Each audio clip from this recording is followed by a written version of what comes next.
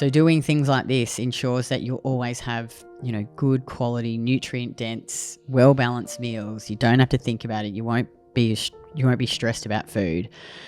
And I just think this is such a foundational piece for everyone, like especially women when they first start this, just to get them into regular eating habits. And if, women push back on me and say, oh, but Kitty, I need variety. I did this podcast. I can't remember who it was with. She was so lovely. She's like, oh yeah, I really need to get my shit together with my lunch, like with the kids. Like I get to lunch, I end up eating some crackers and cheese. I said, do you have a slow cooker? She said, yes. I said, why don't you just I've got this great slow cooked beef cheeks recipe. It's so easy. You put the beef cheeks in, you can even add the potatoes and then divide it up into 7, whack it in the freezer. And there's your lunch for 7 days straight. She's like, that's actually a really good idea. So, I think if you can do that, that will just help you so much.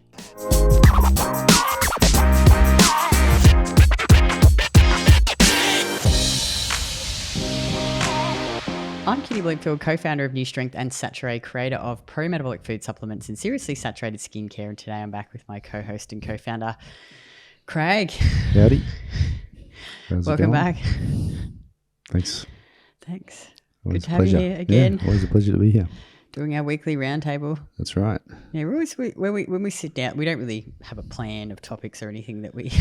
It's not very strategic. It's just we think about, what clients struggle with each week, don't we? And talk about specific topics. Most of the time it's just reactive to kind of what we're seeing that previous in the program. Week. Yeah. And there's never a shortage of dull moments. Yeah. I can give you the dip.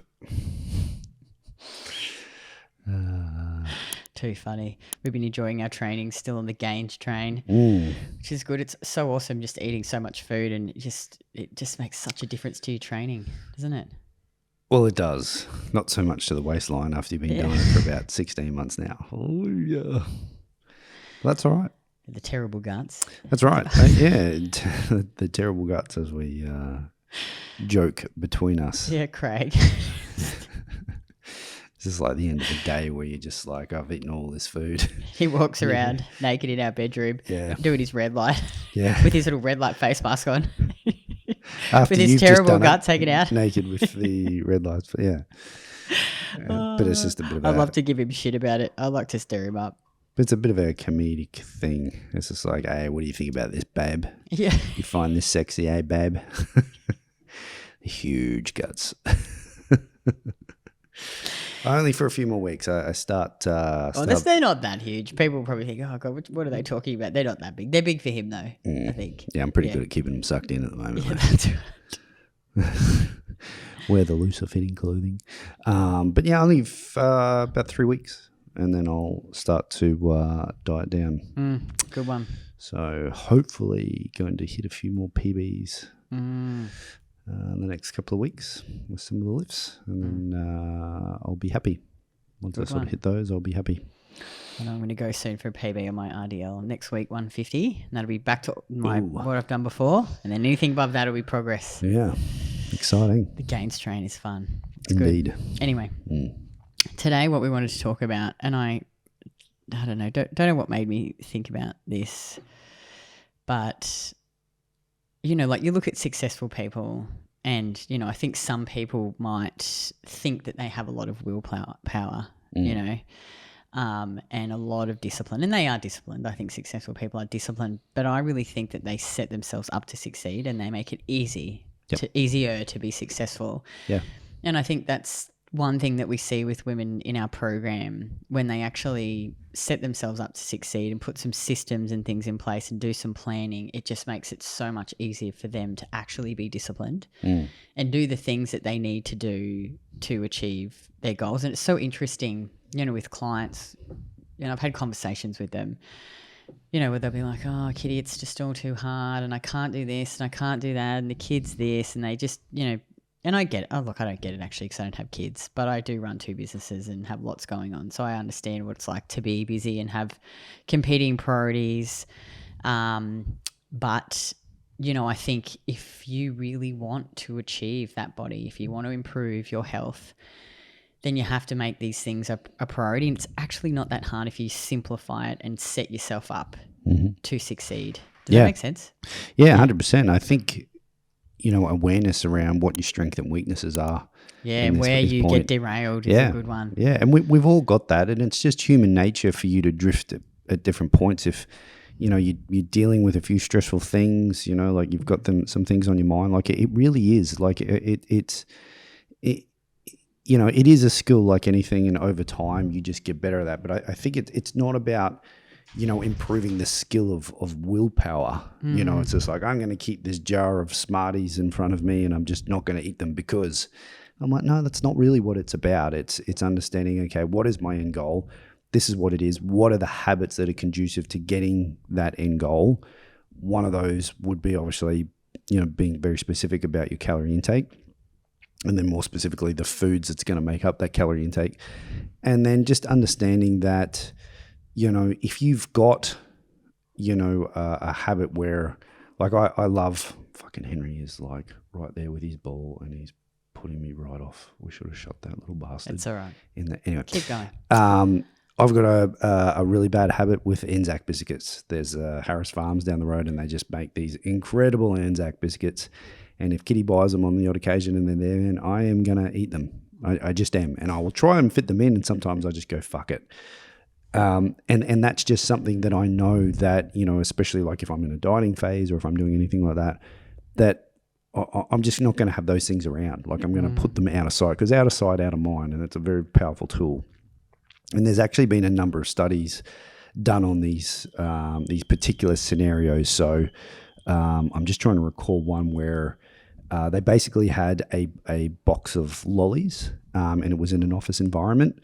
And what they were trying to do was understand, just caloric intake of the day based on, that pressure of having those things around. And when they had the boxes of chocolates and they put individual boxes on each person's desks, people would eat them. Then they moved it where they just had one big box and they put it in the actual, like the office space where everyone congregates, actually in the office, and there was a table in there where they would just sit it, and people would still eat them because they could still see them. If they looked around, they could see them, they would still eat them, but not as much as if they were on their desk. And then when they went and put it in a completely different room where they actually had to detour out of their way to go into this room, it was consumed less again. And it was just really, really interesting to see that, because it's like, like through the day, like, maybe if you work in an office job or whatever, there's just going to be times you're like, I'm just a bit bored, I just need a bit of a dopamine hit to just kind of make my life a little bit more exciting for the next 10 minutes.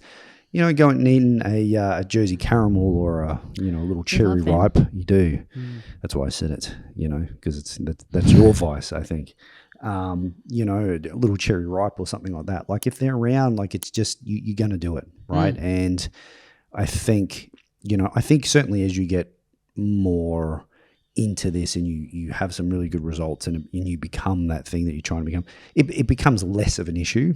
I don't think if they were in my face all the time that I wouldn't eat them. I think so too. I think when you're actually eating foods every day that you love. Yeah, but you're not missing out on it. Yeah. I think though, like one of the biggest things, and I talked about it today in my stories, is, we talk a lot about eating well-balanced meals every 3 to 5 hours to balance your blood sugar. Your body likes stability. It's going to if you skip meals, you're going to be starving, and then you'll get to 5 o'clock and you'll be like, fuck, I'm just going to go and eat a box of chocolate. Like, you'll just be so hungry. And I think that's a really simple thing, because I feel like so many of and I used to do it, and so many of the women that I speak to are the same. Like they'll skip breakfast and then they'll have a late lunch, but they'll still be under eating. They get to the night time and they're like, oh my God, I'm so starving. So they have no willpower because they're so hungry. They're tired, and then they fall off the wagon and end up eating a whole tub of ice cream, and they feel guilty, wake up the next morning, and then they repeat this cycle. Yep.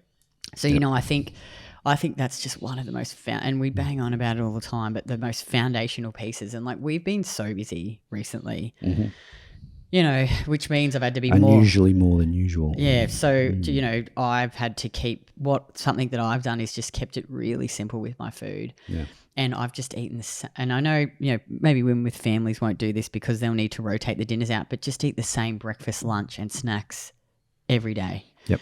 Like it's been so easy for me, because I don't even have to put it into my food tracker. I've just done one day. I ate the same breakfast. It's crumpets, sourdough crumpets. One has butter and jam. The other one has cheese and egg. Yummy milk coffee with collagen and maple syrup. It's the bomb. And then my lunch meal is there's this beautiful, and you can do things like this which will keep it easy. It's this yummy pasta sauce. It has like anchovies and olives. Can't remember the brand name. It's from Harris Farm Markets. So I just cook up 400 grams of potatoes. I cook some prawns, add the sauce, add it to the potatoes, add cheese, and have some fruit with it. Like so easy. Super simple. I cut the potatoes and boil them up the night before so I don't have to think about it.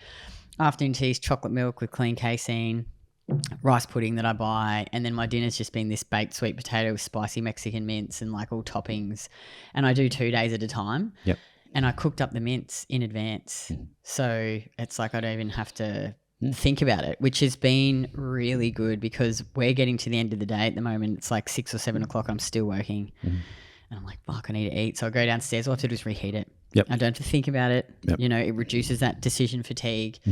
Because I think if you are going through times where it's a bit more high stress or you need, you know, more capacity to do more things, it's got to come from somewhere. So doing things like this ensures that you'll always have, you know, good quality, nutrient dense, well balanced meals. You don't have to think about it. You won't be stressed about food. And I just think this is such a foundational piece for everyone, like especially women when they first start this, just to get them into regular eating habits. And if, you know, women push back on me and say, oh, but Kitty, I need variety. I did this podcast. I can't remember who it was with. She was so lovely.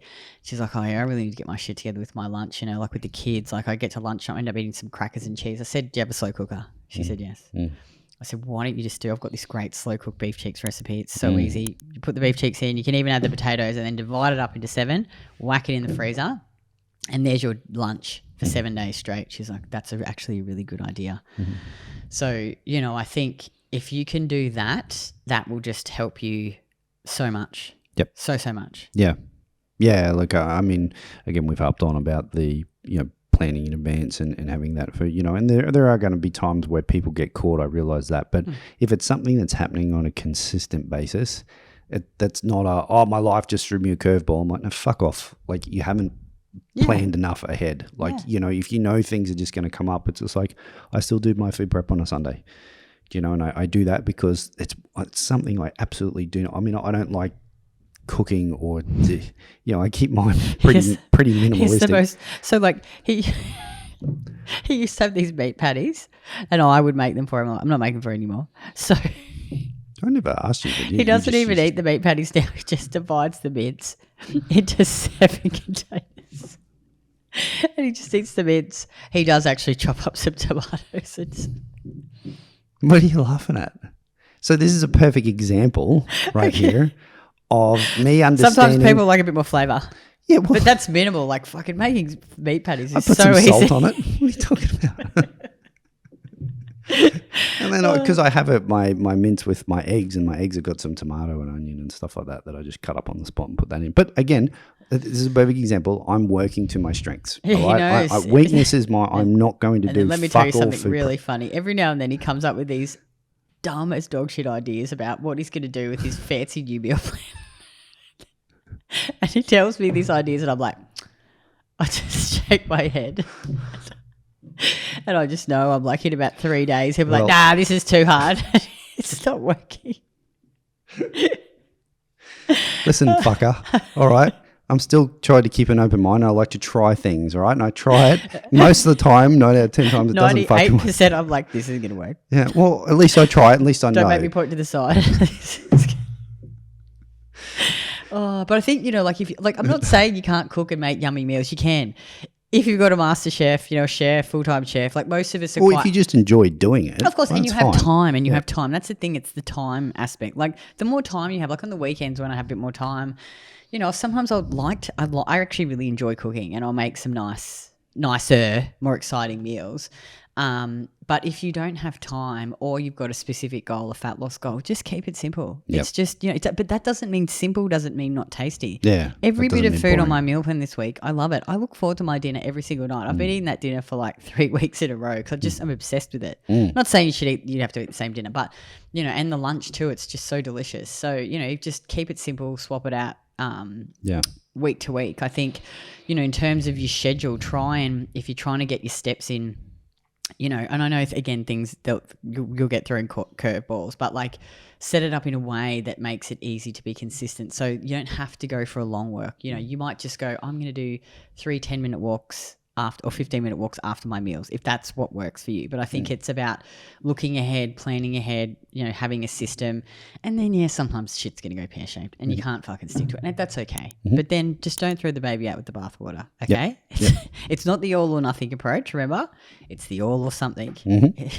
Again, with the training, you know, like if you realistically can only train 2 days a week, get a program like 2 full body days, right? Do you think it's like looking at your life and going, how can I realistically fit this in? Maybe you can do like our ops manager, Vic, 4 or 5 short sessions a week, you know? Yeah. It's about looking at what you can do, planning ahead and making it easier for you to be successful, I think. Yeah.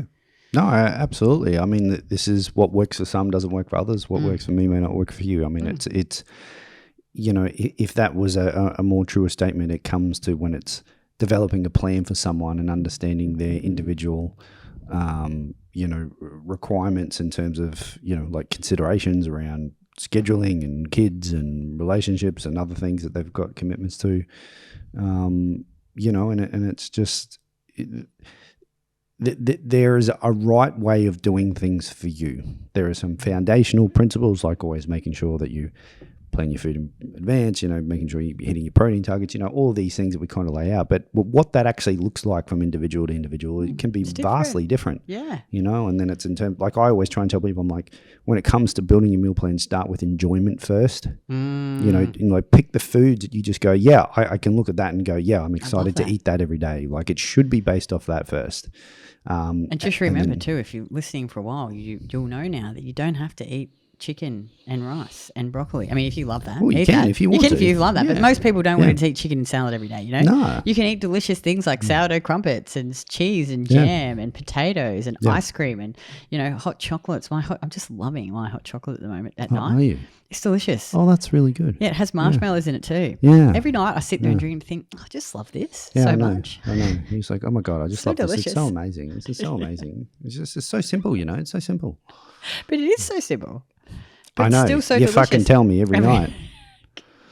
I just love food, you know. Yeah. But you can be in good shape and eat delicious food. You don't have to cut sugar or carbs, you know. And this is if you can learn these things and learn about macros and calories and energy balance, and that sugar isn't the devil, dairy isn't the devil, you know, you can have all these delicious foods and reach your goals at the same time. It doesn't have to be misery and restriction and flogging yourself with, you know, boot camps and HIIT and all the other stuff. Exactly. So, but I think, it's just sitting down and setting yourself up for success. Yep. You know, so you don't have to use willpower because you'll fail.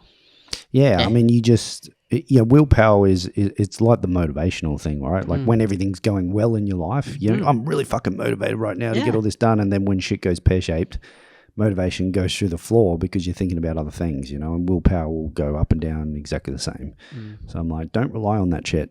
Rely on discipline and principles and habits. And set yourself up so it's easy. So then if, you know, shit goes pear-shaped with the kids that day, doesn't matter. I've got my food already prepped. That's Thank God I did my food prep. I don't have to think about it. I don't have to then go and order pizza. Yep. And Ben and Jerry's. Yep. Yeah. And you can eat your delicious ice cream after that. Or have your hot chocolate with your marshmallows like Kitty. Yeah. Yeah. Yeah. Tell everyone how amazing it is. Thanks, Craig. And as always, guys, take a screenshot and share your biggest takeaways on Instagram stories and tag me at KITTYBLOMFIELD. And every month I pick a winner and they get a tub of Saturée Premium Collagen valued at $79. And we'll be back again next week.